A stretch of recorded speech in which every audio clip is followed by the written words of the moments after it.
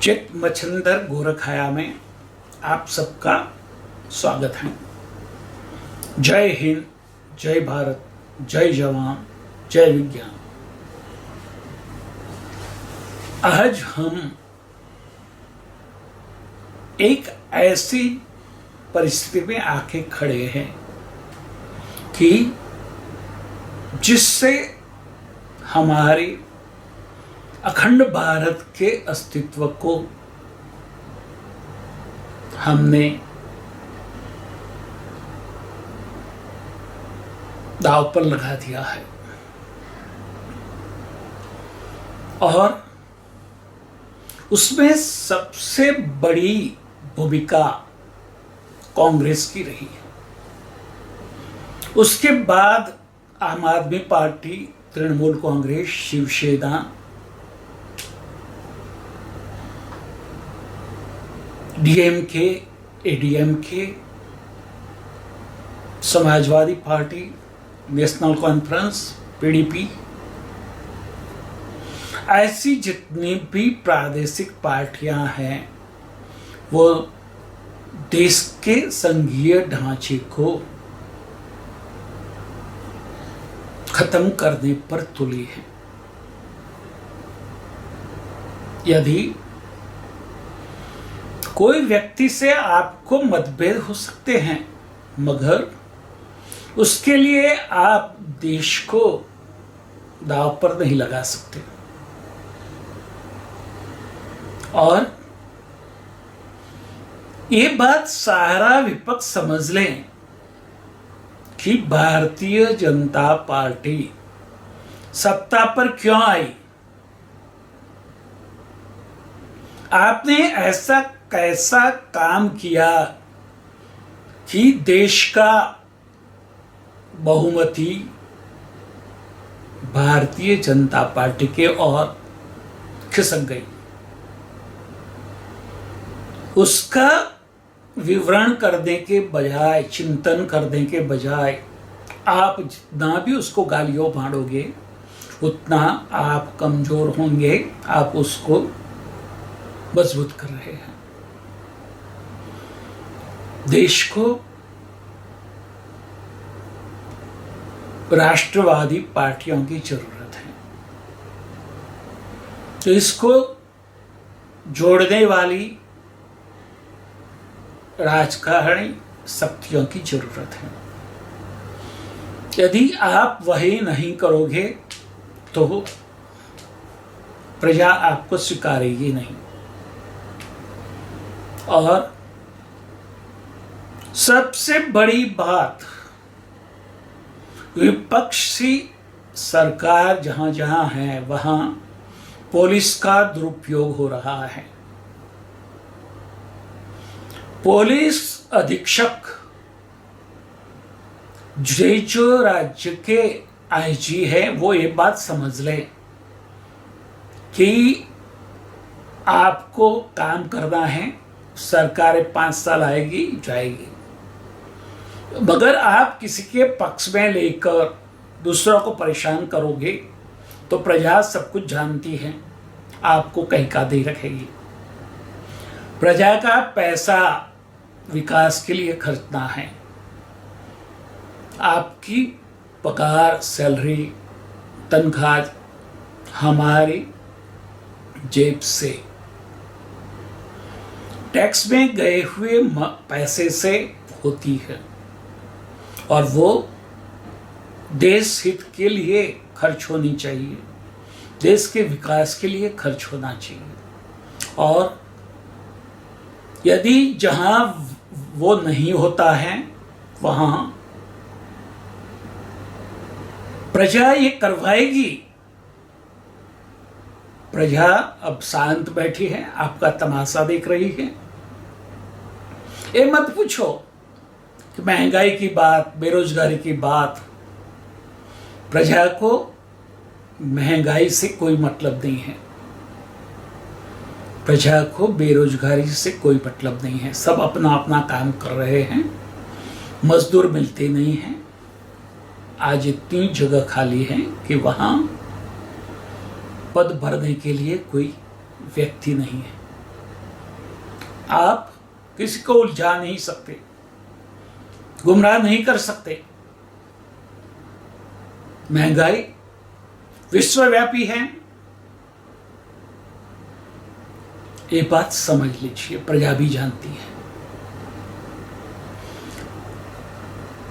Diesel और petrol के भाव खाली भारत में नहीं बढ़े हैं, एलपीजी और सीएनजी और पीएनजी के भाव खाली भारत में नहीं बढ़े हैं, पूरे विश्व में बढ़े हैं। और पूरे विश्व में महंगाई चरम सीमा पर है। हमारे यहाँ तो बहुत ही कंट्रोल है। ये बात आप समझते हुए भी लोगों को गुमराह करने के लिए बोलोगे तो लोग आपको जानते हैं। फिर सबको कहता हूं, केजरीवाल से लेकर उद्धव ठाकरे और ममता तक, आप यावच्छिद्र दिवाकरो नहीं हैं। आप गलत परिस्थितियां पैदा करके लोगों को परेशान मत करें। लोग समझते हैं। लोग को का गुस्सा यदि चरम सीमा पर पहुंच गया तो क्या होगा, वो आपको जिंदा नहीं छोड़ेंगे, समझ लो। न ममता बचेगी, न उद्धव ठाकरे बचेगा, न केजरीवाल बचेगा, न भगवत मान बचेगा, न फारूक अब्दुल्ला बचेगा, न उमर अब्दुल्ला बचेगा, न महबूबा मुफ्ती बचेगी, न अशोक गहलोत बचेगा।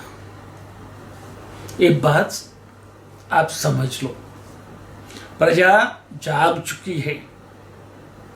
सनातनी हिंदू सब कुछ समझ चुका है और आप उनके सामने बेनकाब हो गए हैं। अपने आप में, अपनी औकात में रहो। आप सीएम हो तो आप आम आदमी से खास आदमी नहीं बन जाते। ये बात समझ लेनी जरूरी है। अपने घमंड में, अपने अहंकार में देश का नुकसान जो कर रहे हैं वो देश की प्रजा देख रही है। कोरोना में आपने जो किया, किसान आंदोलन को आपने हवा देकर देश जो आगे बढ़ रहा था उसको रोका। इसमें सरकार की गलतफहमी नहीं है, गलती नहीं है। पूरा विश्व जानता है कि भारत का विपक्ष खरीदा जा सकता है। वो चाहे ममता बनर्जी हो, सोनिया गांधी हो, राहुल गांधी हो, अरविंद केजरीवाल हो, उद्धव ठाकरे हो। उद्धव ठाकरे की सरकार क्यों बनी, जरा सोचो। वो सरकार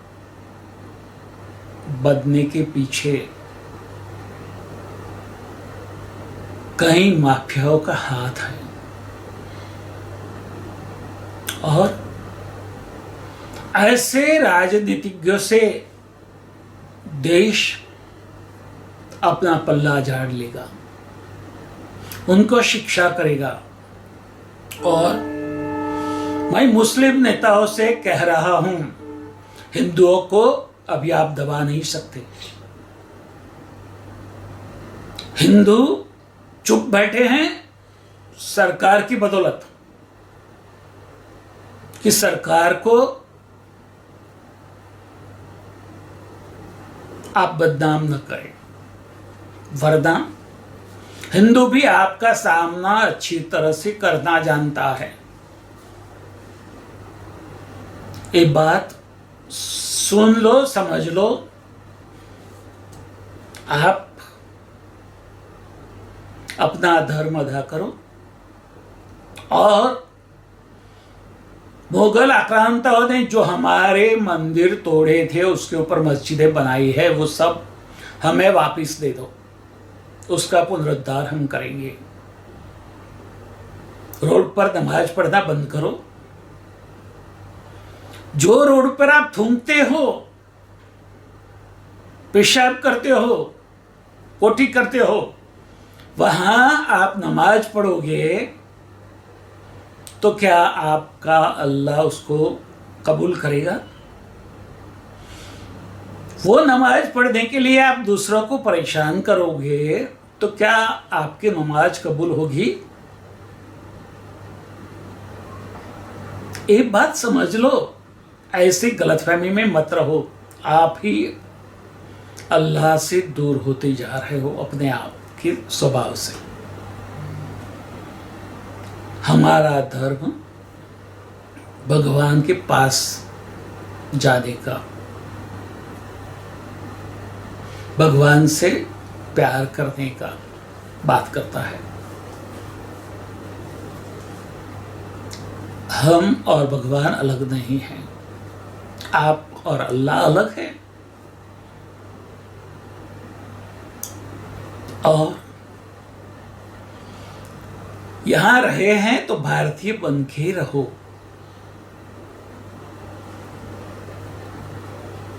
पहले हम सब भारतीय हैं, बाद में हम हिंदू हैं, मुस्लिम हैं, सिख हैं, ईसाई हैं।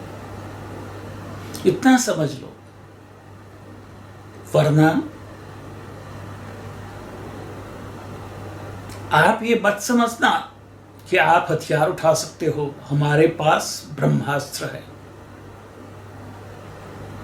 हमारे पास सुदर्शन चक्र है, हमारे पास अग्नियास्त्र है।